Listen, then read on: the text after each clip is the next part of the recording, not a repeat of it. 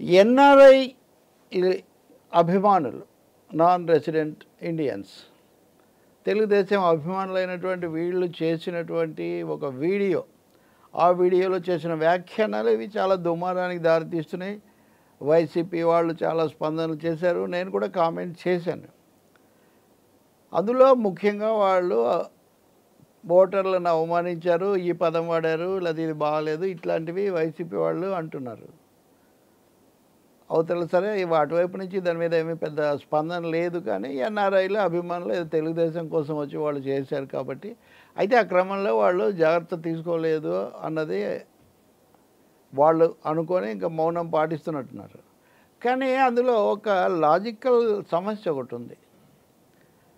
YCP ప్రభుత్వం మీద ఉన్న ప్రధాన విమర్శ, ఆ మాటకు వస్తే దేశవ్యాపితంగా కూడా పేదలకు సంక్షేమ పథకాలు ఇస్తే వాటిని ఉచితాలు, ఫ్రీ బీస్ అని అవమానించే ఒక ప్రక్రియ భారీ ఎత్తున సాగుతుంది. కార్పొరేట్లకు లక్షల కోట్లు, ఒక బడ్జెట్లో 15 లక్షల కోట్ల విలువైన రాయితీలు ఇస్తారు. వాటిని వీళ్ళేం ప్రశ్నించరు. అవి రాయితీలు, అవి ఉత్పత్తిని పెంచుతాయి, అవి ఉపాధి కల్పిస్తాయి, ఏదేదో చెప్తారు. చాలా కార్పొరేట్లు ఆ విధంగా రాయితీలు తీసుకొని వాటిని రియల్ ఎస్టేట్కు మళ్ళించటము, లేకపోతే స్వలాభానికి ఉపయోగించడము, ఒకదానికి తీసుకొని దారి మళ్ళించటము, అసలు ఎప్పుడు మొదలు కాకపోవటము, చాలా ఉదాహరణలు ఉన్నాయి మన ముందు. అయినా సరే ప్రభుత్వాలు పోటీ పడుతుంటాయి. పారిశ్రామికవేత్తలకు, సోకాల్డ్ ఇన్వెస్టర్స్ అంటే పెట్టుబడి పెట్టే వాళ్లకు మనం రాయితీలు ఇవ్వాలి. వాళ్ళు పెట్టుబడి పెడతారో లేదు తెలియదు, కానీ దానికంటే ముందు ప్రభుత్వాలు పెట్టుబడి పెడుతూ ఉంటాయి. భూములు ఇచ్చి వాళ్ళకి సదుపాయాలు చాలా విపరీతంగా కల్పించి ఇవన్నీ చేసి.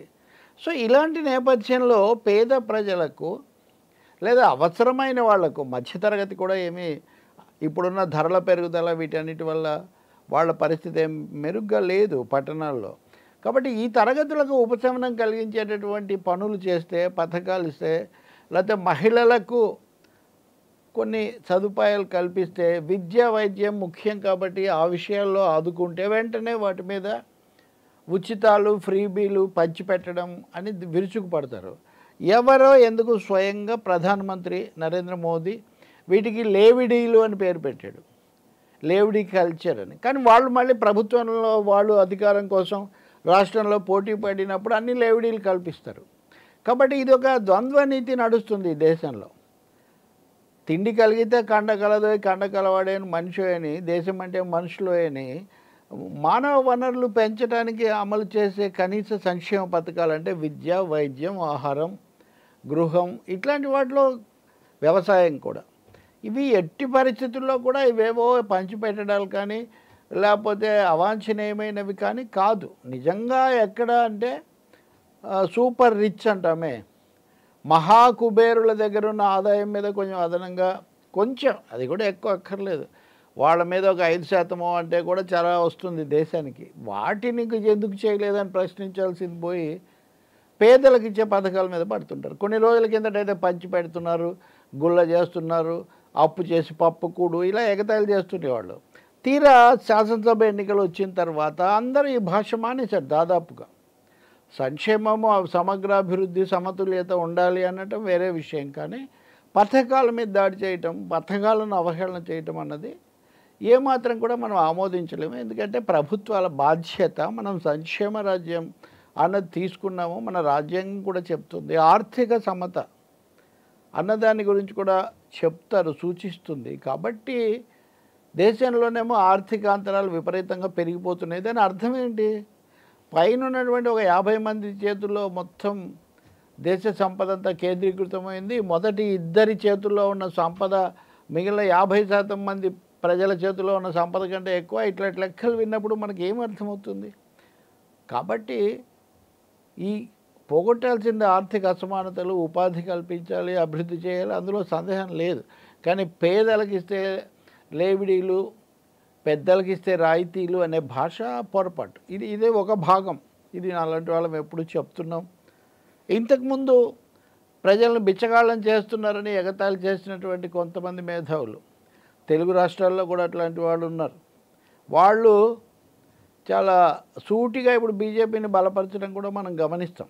సరే, ఆ సంగతి అలా ఉంచితే, మొదట నేను చెప్పినటువంటి ఎన్ఆర్ఐ వీడియోలో ఉన్నటువంటి ఒక అంశం ఏంటి కీలకమైంది అంటే, గ్రామాల్లో ముఖ్యంగా అందరూ బంధువులు లేకపోతే వాళ్ళ ఓటర్లు వాళ్ళ పరిస్థితి మనకు తెలుసు కాబట్టి వాళ్ళని క్లస్టర్లుగా మారిస్తే వాళ్ళల్లో ఎవరి అవసరాలు ఏంటో మనం తెలుసుకోవచ్చట. భాష ఏం వాడారు లేదు దాని గురించి నేనేం చెప్పట్లేదు, కానీ ఆ కుటుంబంలో ఒకరికి మనం సాయం చేస్తే ఒకరికి కొంత, అంటే ఇంకో విధంగా చెప్పాలంటే ఒకరికి కొంత మనం ముట్ట చెప్తే వాళ్ళే ఒక 10 ఓట్లో 8 ఓట్లో తెస్తారు అని ఆ వీడియోలో ఉంది. దీని అర్థం ఏంటి అంటే, వాళ్ళ అవసరాన్ని మనం అవకాశంగా తీసుకొని వాళ్ళకు కొంత ముట్ట చెప్పి వాళ్ళ ద్వారా ఈ ఓట్లన్నీ కూడా మనం తెచ్చుకోవచ్చు అని. రాజకీయ పార్టీలు పాలక పార్టీలు మరీ ముఖ్యంగా ఇటువంటి పనులు చాలా చేస్తుంటాయి. వాళ్ళ ఎన్నికల ఖర్చు అన్నప్పుడు అందులో ఎక్కువ భాగం దీనికే వెచ్చిస్తాయి, ఇది మనకు తెలుసు. కానీ దాన్ని ఒక సిద్ధాంతం చేయటం ముందు చూడండి. కుటుంబంలో అంటే ఇట్లాంటి అవసరం ఉన్న వాళ్ళలో ఒకరిని మనం పట్టుకొని వాళ్ళని మనం ఇన్ఫ్లుయెన్స్ చేస్తే, వాళ్ళు మిగతా వాళ్ళని ఇన్ఫ్లుయెన్స్ చేస్తే అప్పుడు మనకు ఓట్లు వస్తాయని ఇక్కడ మనం పోల్చి చూడాల్సింది. ఒక ప్రభుత్వం అధికారికంగా, ఏ ప్రభుత్వం అయినా సరే, అది జగన్ ప్రభుత్వము, రేవంత్ రెడ్డి ప్రభుత్వము, పినరాయి విజయన్, అరవింద్ కేజ్రీవాల్, దాని గురించి నేను మాట్లాడలేదు, ఎవరిదైనా కావచ్చు. వాళ్ళ రాష్ట్ర ప్రభుత్వానికి ఉన్న వనరులు కొన్ని అప్పులు తెచ్చి పేదలకు లేదా అవసరమైన వాళ్లకు కొన్ని సంక్షేమ పథకాలు ఇస్తేనేమో అది చాలా అనవసరమైన వ్యవహారము, దుబారా, లేకపోతే పంచిపెట్టడం అనేవాళ్ళు ఎన్నికల సమయంలో మటుకు వాళ్ళనే తీసుకొని వాళ్ళకే ఒకరికి ఇస్తే మిగతా వాళ్ళందరూ ఓట్లు వేస్తారు అనే ఒక సిద్ధాంతీకరించడం ఉంది చూడండి. దీన్ని ఎలా చూడాలి మనం ఈ రెండింటికి మధ్యలో? నిజంగా కావాల్సిందండి ఒకటి, అసలు ఓటర్లను ప్రలోభ పెట్టకూడదు అనేది ఒక ఫండమెంటల్ ప్రిన్సిపల్, ఒక సూత్రం. అది డబ్బు వల్ల కానీ, కుల మత తత్వాల వల్ల కానీ, లేకపోతే ఏదైనా ప్రయోజనం చేకూరుస్తామనేటటువంటి ఆఫర్ ద్వారా కానీ ప్రలోభ పెట్టకూడదు అనేది ఫండమెంటల్ ప్రిన్సిపల్, ప్రాథమిక సూత్రం. విధానాల పరంగా, సమస్యల పరంగా వాళ్ళ మనోభీష్ట ప్రకారం వయోజనులు ఓటు చేయాలి. ఇప్పుడు 18 ఏళ్ళు దాటిన వాళ్ళు, పార్టీలు వాళ్లకు తమ విధానాలు, తాము ఎలా అభివృద్ధి చేస్తామో వాళ్ళ కోసం ఏం చేస్తామో అది చెప్పాలి. అది నచ్చిన వాళ్ళు ఓటేస్తారు, నచ్చని వాళ్ళు ఓటేయరు. అలాగే ప్రభుత్వంలో ఉన్న వాళ్ళ పట్ల నచ్చిన వాళ్ళు మళ్ళీ తీసుకుంటారు, లేని వాళ్ళు వ్యతిరేకిస్తారు. ఇది కదా ప్రజాస్వామ్య సూత్రం.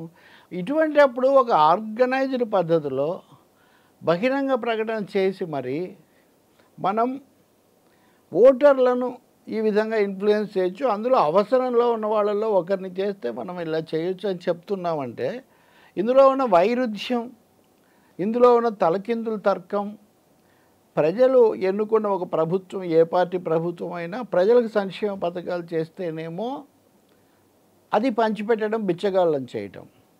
ఎన్నికల సమయంలో ఎన్ఆర్ఐలుగానో లేకపోతే ఒక అభిమానులుగానో వ్యాపారాల ద్వారానో మనం సంపాదించుకున్నది కొంత వెచ్చిస్తే అలా ఒకరికి ఇవ్వడం ద్వారా ఒకరు ఒక 10 ఓట్లు తెస్తే మనం గెలవచ్చు అని ఒక ప్రణాళిక వేయటం. ఇందులో ఉన్న వైరుధ్యం, విడ్డూరం మనకు తేలిగ్గానే అర్థమవుతుంది. కాబట్టి ఇక్కడ గుర్తించాల్సింది ఏంటంటే, రాజకీయ పార్టీలు కానీ ఆ పార్టీలను అభిమానించే వాళ్ళు కానీ ఏదో ఒక ప్రలోభంగానో దయాభిక్షగానో వాళ్ళకు డబ్బులు ఇవ్వటం అనేటటువంటి పద్ధతి నిజానికి అది ప్రజాస్వామ్యబద్ధం కాదు. దాన్ని గొప్పగా చెప్పుకోవటం కూడా సరికాదు. దాన్ని ఒక విధానంలాగా, ఒక వ్యూహంలాగా డబ్బులు పంచిపెడతారని అంటారు. ఇది ఎన్నికలప్పుడు ఓటు కోసం దాన్ని డిస్కరేజ్ చేయాలి, నిరుత్సాహపరచాలి. అంతేకాని ప్రభుత్వాలు ఇచ్చినప్పుడు రాజ్యాంగబద్ధం, అది నిజానికి అది బాధ్యత, అది సంక్షేమం, వాటికి ఉండే బాధ్యత. ఈ రెండోది, రాజకీయ పార్టీలు అధికారం కోసం చేసేటటువంటి ఒక ప్రయత్నం, ఒక ప్రలోభం. ఇది ఏ మేరకు అటువైపునేమో అంటే ఎవరికి ఇవ్వగలుగుతారు డబ్బులు, ఇది కూడా ఒక ప్రశ్న. డబ్బులు ఎవరు ఇవ్వగలుగుతారు? డబ్బులు ఎవరికి ఇవ్వగలుగుతారంటే పుష్కలంగా ఉన్నవాళ్ళే ఇస్తారు. అంటే ఇక్కడ మళ్ళీ పుష్కలంగా ఉన్నవాళ్ళు అందులో చాలా ఒక తక్కువ చిన్న శాతం మటుకు వాళ్ళలో ఒకరికి ఇచ్చేస్తే మనకు బాగా ఓట్లు వస్తాయనే సిద్ధాంతం. నిజంగా ఇది చాలా ఆలోచించాల్సిన అంశం. మన ప్రజాస్వామ్యంలో ఉన్న వైరుధ్యాల్లో ఇదొక ముఖ్యమైనటువంటి ఒక అంశం. మిగతా రాజకీయాలు పక్కన పెడితే, ఉదాహరణకు ఏపీ ముఖ్యమంత్రి జగన్ ఉన్నాడు అనుకోండి, నేను చేసినట్టు నచ్చితే ఓటేయండి లేకపోతే లేదని చెప్తూ ఉంటాడు ఆయన. ఈ ఈ విధమైన గతంలో ఉండేది కాదు. చాలామంది అలా అనేవాళ్ళు కాదు. ఎవరి పద్ధతిలో వాళ్ళు ప్రచారం చేసుకుంటారు. అది అది ఇప్పుడు అరవింద్ కేజ్రీవాల్ నిరాడంబరంగా ఆయన ఒక విధంగా చేసేవాళ్ళు. మమతా బెనర్జీ అగ్రెసివ్‌గా ఇంకొక రకంగా చేస్తారు. అదే కమ్యూనిస్టులు ఇదివరకు జ్యోతి బాసు లాంటి వాళ్ళు, లేకపోతే ఇప్పుడు పినరాయి విజయన్ లాంటి వాళ్ళు, వాళ్ళు ఆర్థిక సమానత్వం, సామ్యవాద భావజాలం, మతతత్వ వ్యతిరేకం ఇట్లాంటి వాటి ద్వారా చేసుకుంటారు. ఇలా విధానాలతో అలాగే తాము చేసిన దాన్ని బట్టి, చెయ్యబోయేదాన్ని బట్టి ఓటర్లను ఆకర్షించడానికి ప్రయత్నించాలి. కానీ మనకు ఉంది కాబట్టి మనం క్రమ పద్ధతిలో ఇన్ఫ్లుయెన్స్ చేయొచ్చు, చేస్తే మేలు జరుగుతుందని ఒక బహిరంగ వ్యూహాన్ని ప్రకటించడం మటుకు అదేమీ గౌరవప్రదము కాదు, అది ప్రజాస్వామ్యబద్ధము కాదు. ప్రజలు అంత సులభంగా ప్రజలు అంటే పేద ప్రజలు, నేను ఒక పదం ఎక్కువ వాడారు తక్కువ వాడారు అది సమస్య కాదు. పేద ప్రజలను అంత తక్కువగా అంచనా వేయటం, వాళ్ళ వ్యక్తిత్వాలను, వాళ్ళ నిర్ణయ చైతన్యాన్ని మనం తక్కువ చూడటం ఏమాత్రం సరికాదు.